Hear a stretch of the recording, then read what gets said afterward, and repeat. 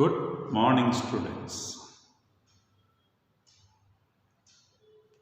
Yesterday, we had discussed about Rowlatt Act coming to the end of the World War, etc. Today, we are further dealing in details.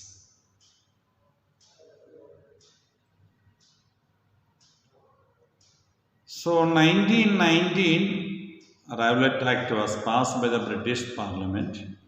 They want to implement it. Indian leaders called it as a devilish act.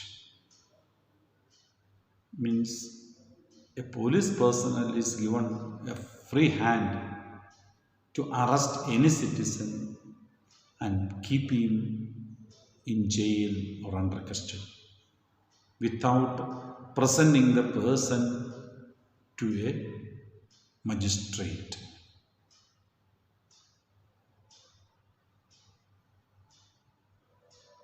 So it's a humiliation they had to.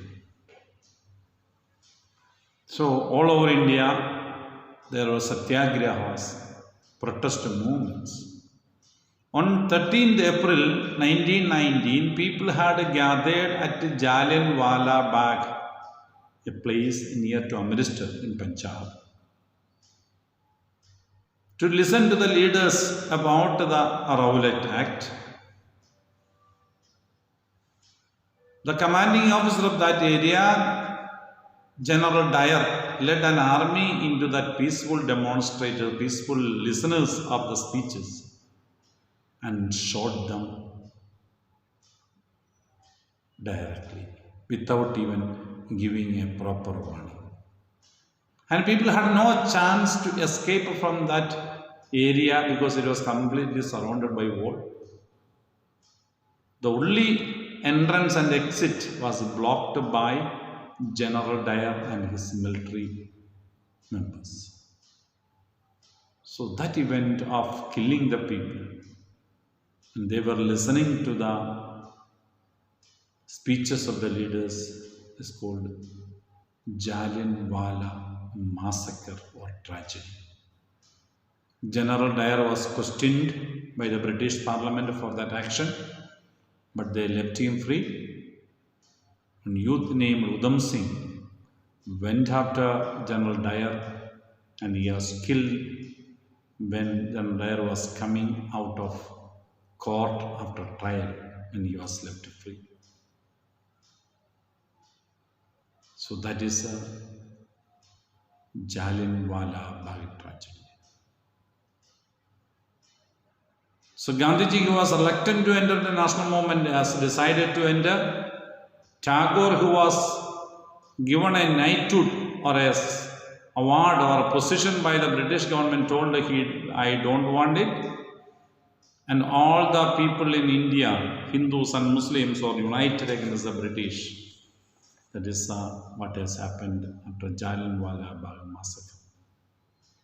Now the British government was doing or taking action against Turkish head named Caliph.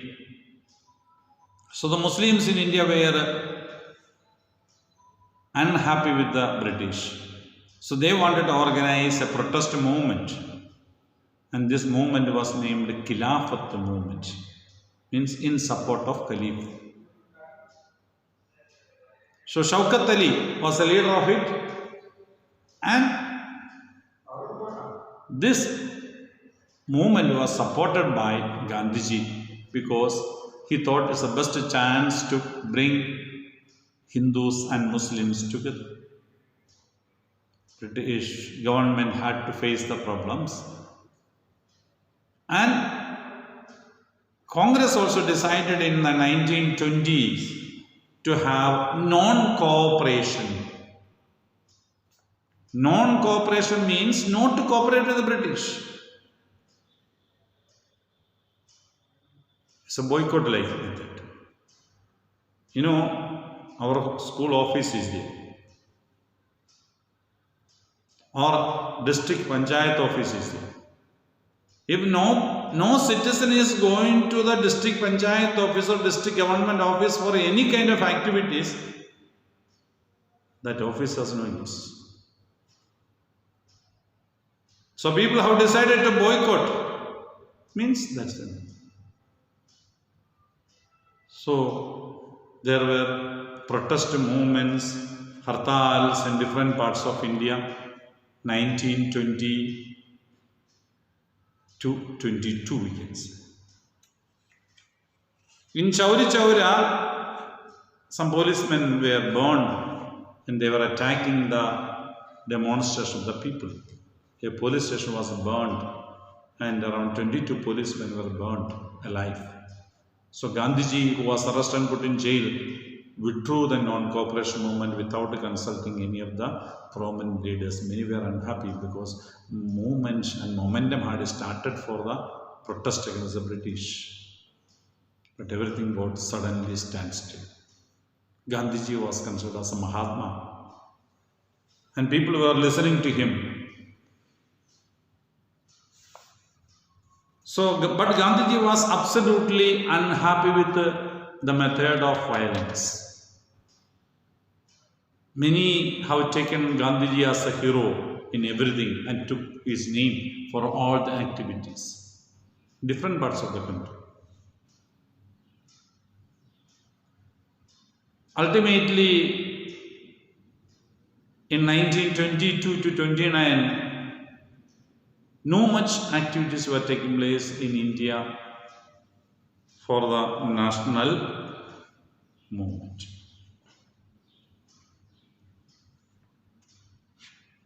Some of the members who were unhappy with the decision of the Gandhi formed another party named Swaraj Party. Motilal Nehru, Chittaranjan Das, Vittal Bhai Patel formed Swaraj Party.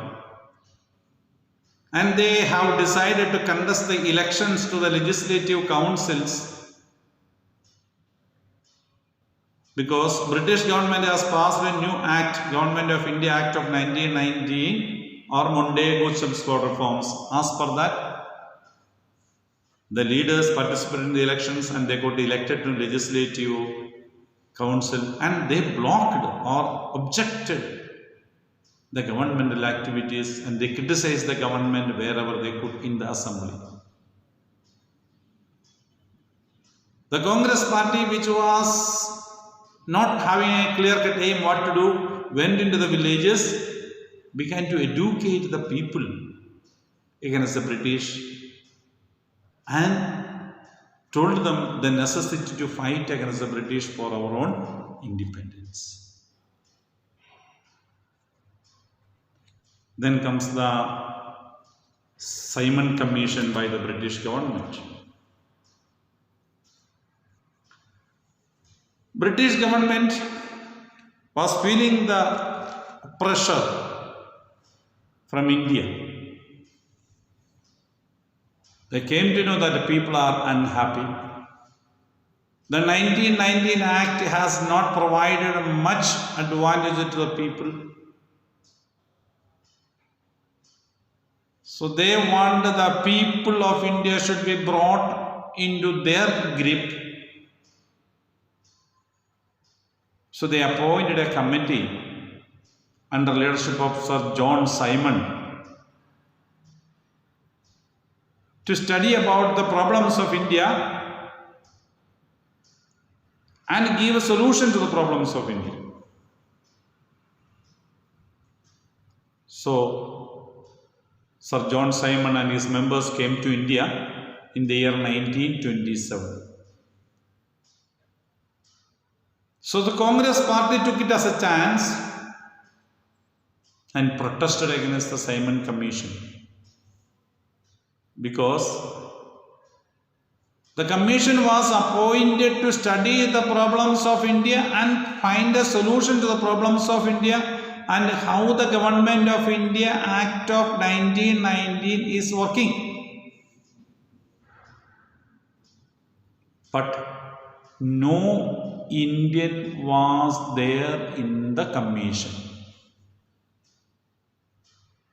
So Indian leaders began to say, if the commission was really thinking about the welfare of India, they would have made at least one Indian in the commission. Since no Indians are there in the commission, Indian National Congress has decided to boycott the commission.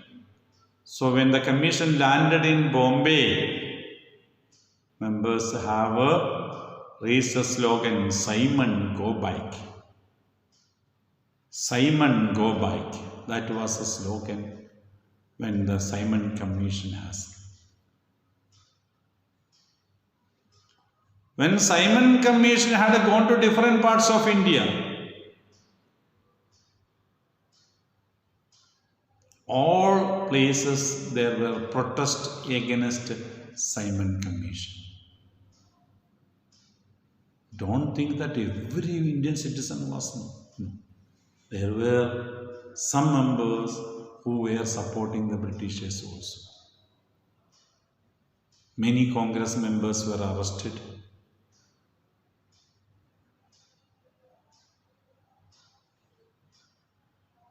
Many were in jail.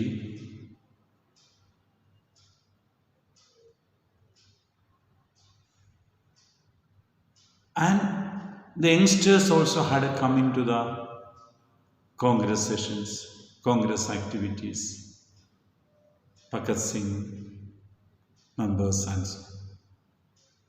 So they were propagating, or they were telling that we must have radical ideas, but the prominent leaders were not ready to accept the radical mindset. Senior leaders told, we will follow the non-violent method only. So Inquilab Zindabad was raised by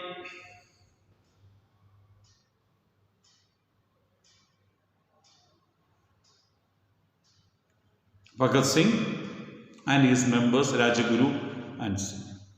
In 1929 Congress session decided to protest against the British.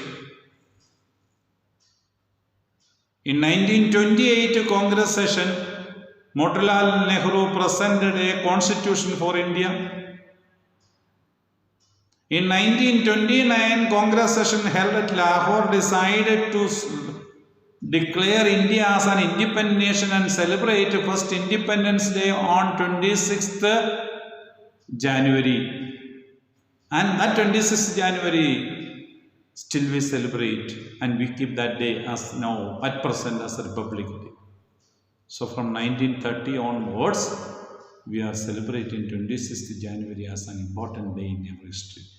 Till 1949 we celebrated as a Independence Day, and 1947. So till 1947 we celebrated as Independence Day. From 1950 onwards it became Republic Day. But 26th January we keep in our memory or in our Indian historical records or in our daily or yearly activities.